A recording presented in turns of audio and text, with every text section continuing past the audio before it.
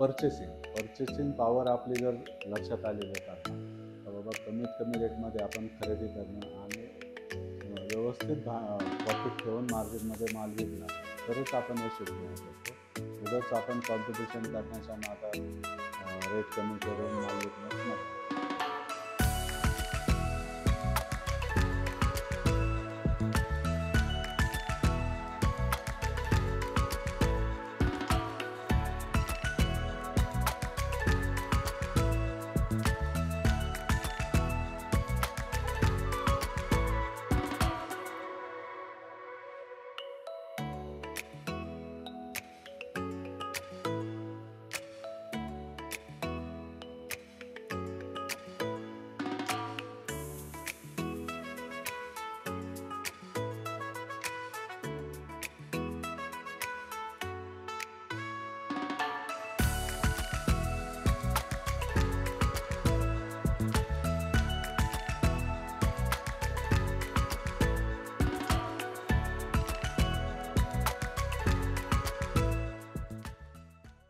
नमस्कार, जय शिवराय. मी महेश रमेश चव्हाण. एमयूएल चर्चा या आपल्या युट्यूब चॅनलवरती सगळ्यांचं स्वागत आहे. आज पुण्यातील राजगुरू नगर येथील गारमेंट व्यावसायिक मिलिंद पिंगळे दादा यांना आपण आज भेटण्यासाठी आलेलो आहोत. दादांचा फारच सुंदर असा व्यवसाय आहे. गारमेंट क्षेत्रामध्ये टी शर्ट प्रिंटिंग करून सुद्धा एवढ्या चांगल्या स्केलला हा व्यवसाय कसा वाढवू शकतो याचं उत्तम उदाहरण म्हणजे मिलिंद सर. मिलिंद सरांना मी विनंती करेन की सर तुम्ही स्वतःहून तुमच्या व्यवसायाविषयी आम्हाला थोडक्यात माहिती सांगा. तर जय शिवराय सर्वांना. मिलिंद पिंगळे साई गारमेंट या नावानं माझा व्यवसाय असून मी गारमेंट मॅन्युफॅक्चरिंगची कामे करतो आणि आज मी माझा व्यवसाय खूप मोठ्या स्तरावरती नेलेला असून आपल्या मंचरपासून मँचेस्टरपर्यंत थोडक्यात जात आहे मटेरियल. मंचर हे आमचं एक छोटंसं खेडेगाव असून इथे साधारणतः लोक ग्रामीण भागात आहेत. तर त्याच्यामुळे त्या लोकांना रोजगार इथे उपलब्ध नव्हता. तर आम्ही एक छोट्याशा स्वरूपात गारमेंट प्रिंटिंग चालू केलं.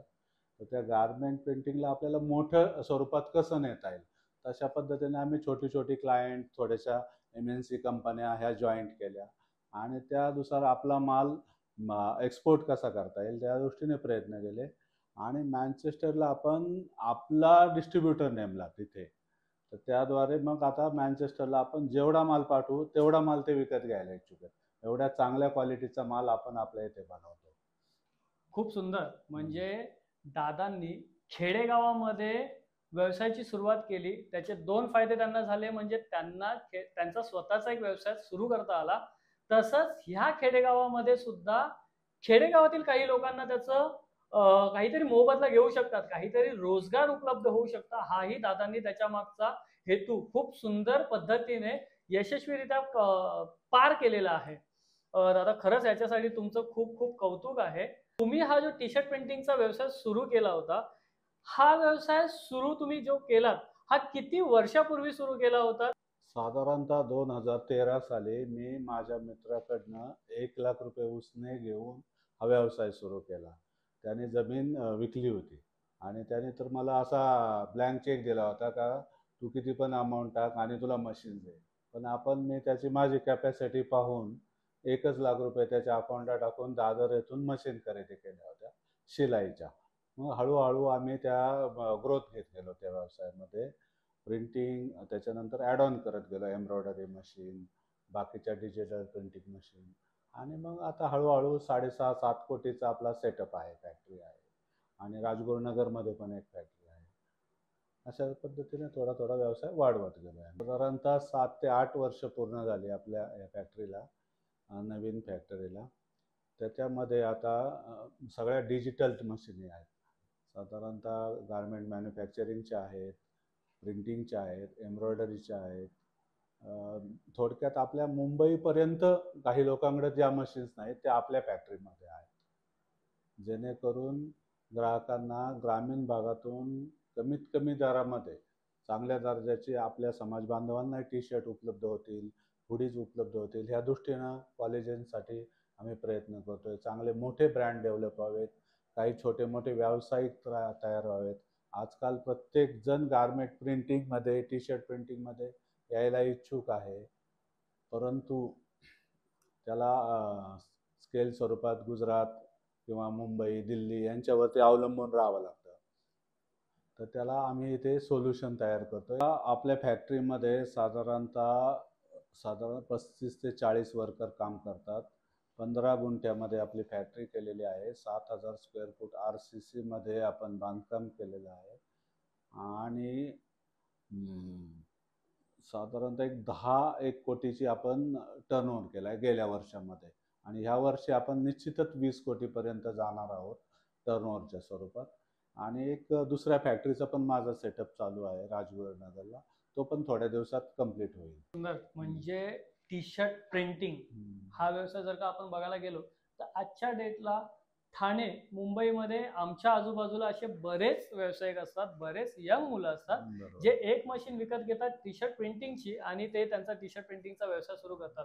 पण त्या व्यवसायामध्ये बरेचसा नॉलेज नसल्यामुळे किंवा व्यवस्थित त्याच्यामध्ये मार्गदर्शन नसल्यामुळे तो व्यवसाय 6 महिने ते 7 महिन्यामध्ये बंद सुद्धा होतो. बरोबर. पण दादांनी हा व्यवसाय मागच्या काही वर्षांमध्येच 10 कोटीच्या टर्नओव्हर पर्यंत पोहोचवलेला आहे. ही खरंच खूप मोठी गोष्ट आहे आणि खूप खूप अभिनंदन, खूप खूप शुभेच्छा तुम्हाला. तुम्ही जी काय आता नवीन सुद्धा अजून एक फॅक्टरीचं अजून एक आउटलेट ते चालू करणार आहेत, त्याच्यासाठी आमच्या सगळ्यांच्या शुभेच्छा तुमच्यासोबत सतत असतीलच. म्हणजे दादांकडे ज्या काही मशिनरी आहेत, थोडक्यात मी आता ह्या व्हिडिओमध्ये आता तुम्हाला स्क्रीनवरती सुद्धा त्या मशीन बघायला मिळणार आहेतच. तसेच दादांनी खूप चांगल्या पद्धतीने ज्याला कोणाला ह्या व्यवसायात येण्याची इच्छा असेल त्यांना मार्गदर्शन करण्यासाठी दादांनी तुम्हाला सांगितलेलं आहे की तुम्हाला ज्याला कोणाला ह्या व्यवसायामध्ये यायची इच्छा आहे त्यांनी दादांना कधीही कॉन्टॅक्ट करा. दादांचा नंबर आपण ह्या व्हिडिओमध्ये देणार आहोत. ह्या व्हिडिओवरती कॉन्टॅक्ट करून छोट्या छोट्या स्केलमधून तुम्ही हा व्यवसाय कसा करू शकता. तसंच जर का तुम्हाला स्वतःचा व्यवसाय चालू करायचा आहे आणि तुम्हाला सुरुवातीला मटेरियल तुमच्या गोडाऊनमध्ये तुमच्या दुकानामध्ये भरून घ्यायचं असेल तर त्याचाही लॉटमध्ये पूर्ण व्यवस्थित मटेरियल दादांच्या फॅक्टरीमधून तुम्ही घेऊन जाऊ शकता. यासाठी सुद्धा तुम्ही दादांना कधीही कॉल करू शकता. त्याचा नंबर, त्याचे डिस्क्रिप्शन आपण ह्या व्हिडिओमध्ये देणार आहोत. ह्या सगळ्यामध्ये ह्या व्यवसायामध्ये येण्याआधी तुमच्या फॅमिलीमध्ये कोणी व्यवसायामध्ये होतं का किंवा तुमच्याकडे काही फॅमिली बॅकग्राऊंड होतं का व्यवसायासाठी? नाही, कुठलंच बॅकग्राऊंड नव्हतं माझ्याकडे. वडील शेती करत होते. प्रसंगी काही वर्षापूर्वी रोजगार हमी योजनेवरती आईवडिलांनी पण काम केलेलं आहे. एकदम छोट्या फॅमिलीतून मी आलो. पूर्णतः सगळ्यांची जबाबदारी माझ्या खांद्यावर होती. बहिणीचं लग्न पण मी स्वतः केलं. तर या सगळ्या छोट्या मोठ्या गोष्टी सांगत बसण्यात काही अर्थ नाही आहे.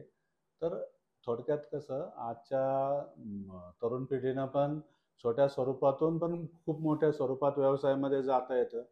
त्या दृष्टीनं पण प्रयत्न केले पाहिजे आणि त्या पद्धतीनं पण आत्मसात केल्या पाहिजे नवीन नवीन टेक्नॉलॉजी, नवीन नवीन काही गोष्टी. खूप सुंदर. म्हणजे एका शेतकरी कुटुंबातून दादा आलेले आहेत. त्या शेतकरी कुटुंबातून आलेली व्यक्ती ज्याने स्वतःचा गारमेंटचा व्यवसाय सुरू केला. आज दादांनी सांगितल्याप्रमाणे दादांचा एक मोठी फॅक्टरी आहे जी साधारण 10,000 ते 15,000 स्क्वेअर फीटचा आवारामध्ये बसलेली आहे. 14-15 गुंठ्याची त्याच्या आजूबाजूला जागा आहे. हा सगळा प्रवास जेव्हा त्यांनी केलेला आहे तर याची सक्सेस स्टोरी जर का आपल्याला मोजायची झालीच तर त्याचं सुंदर उदाहरण जे अर्थात आपला हा चॅनल एम्युअल चर्चा आहे. दादांसोबत आपण व्हिडिओ सुरू करण्याआधी चर्चा करत होतो कोणकोणत्या देशांमध्ये दादा त्यांच्या प्रोडक्ट्स पाठवतात. तर दादा इंडियामध्ये कुठकुठल्या कंपन्यांमध्ये आपण आपले प्रोडक्ट्स पाठवतो, तसेच इंडियाच्या बाहेर सुद्धा कोणकोणत्या देशांमध्ये आपण प्रोडक्ट्स पाठवतो ते सगळं आपल्या बांधवांना एकदा सांगा. आता आपल्या भारतामध्ये साधारणतः 30-40 आपण मोठमोठ्या ब्रँडचं काम करतो. साधारणतः मर्सिडीज बेन्झला पण आपण काही दिवसापूर्वी सप्लाय करत. गव्हर्नमेंटच्या काही मोठ्या संस्था आहेत, यशदा आहे जसं, त्यांना वॉक्सवॅगन आहे, महिंद्रा आहे, अशा छोट्या मोठ्या कंपन्यांची पण आपण कामं करत होतो. तसेच छोट्या मोठे जे ब्रँड आहेत थोडक्यात रॉयल किंग आहे, कॉटन किंग आहे, यांची पण छोटी मोठी कामं आपण केलेली आहेत. आपण साधारणतः आता लंडनमधून आपल्याला दर महिन्याला एक कंटेनरची ऑर्डर आहे. अमेरिकेमध्ये पण ऑर्डर आहे आणि आता ऑस्ट्रेलियामध्ये लेटेस्ट माल चालला आहे टी शर्टचा, जो आता इव्हेंट आहे त्यांचा ऑस्ट्रेलियामध्ये. तर त्या दृष्टीने पण प्रयत्न चालला आहे आणि छोट्या मोठ्या देशांमध्ये आता बोलणी चालू आहेत आपली. खूप सुंदर. मँचेस्टर, मंचर ते मँचेस्टर जे दादांनी त्यांच्या इंट्रोडक्शन मध्ये सांगितलं होतं, तर त्याचं जे एक्सप्लेनेशन आहे ते म्हणजे हे दादांचं दर महिन्याला कंटेनर हे लंडन, तसंच अमेरिकेमध्ये त्यांचा काही माल जातो, ऑस्ट्रेलियामध्ये माल जातो आणि इंडिया, भारताचा जर का आपण विचार केला तर भारतामध्ये 30 ते 40 मोठमोठ्या कंपन्यांमध्ये त्यांचे प्रोडक्ट्स विकले जातात. काहीही मोठ्या कुटुंबातून दादा आलेले नाहीयेत. दादांनी प्रत्येक गोष्ट ही स्वतःच्या मेहनतीने तयार केलेली आहे.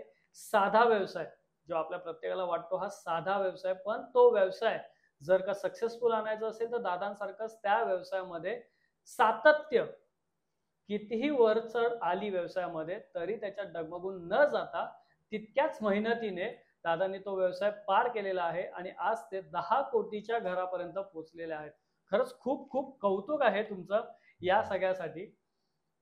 तुमचा अजून असा एखादा अनुभव ज्या वेळेला तुम्हाला असं वाटलं की बस झालं, आता ह्या व्यवसायामध्ये आपलं काही होत नाहीये, आपला मूळ व्यवसाय शेती करणं आहे, एक तर शेतीच करूया आणि सगळ्या गोष्टी बंद करूया, पण त्याच्यातून सुद्धा तुम्ही बाहेर निघालात आणि ह्या स्टेप पर्यंत पोहोचलात, तर तो एखादा किस्सा आमच्यापर्यंत एकदा शेअर करा.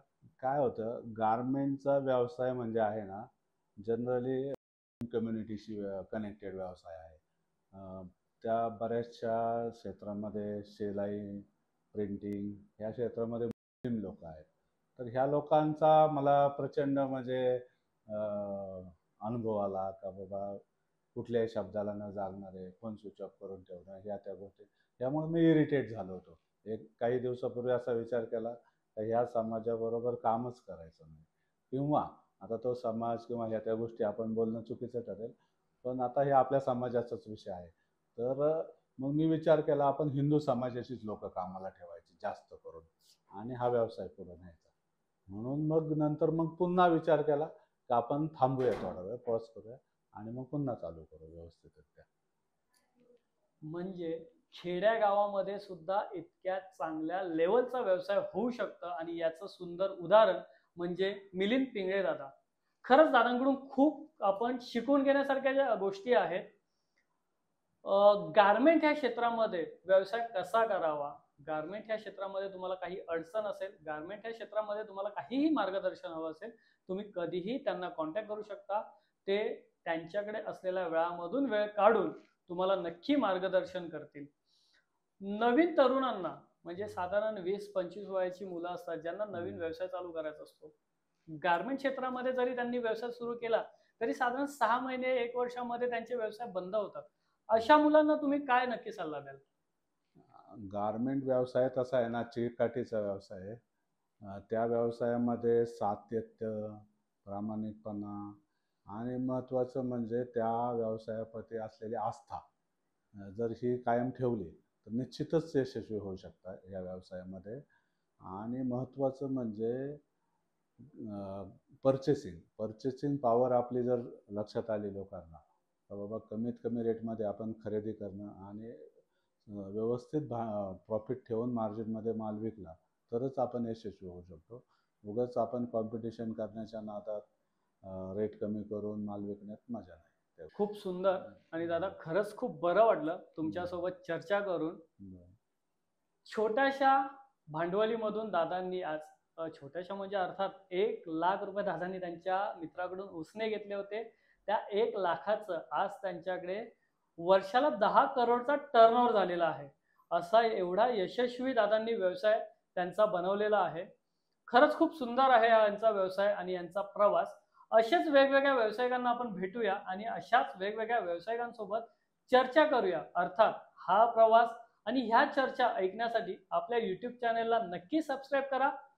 हा व्हिडिओ जर का तुम्हाला आवडला असेल तर ह्या व्हिडिओला लाईक करा, आणि शेअर करा. धन्यवाद.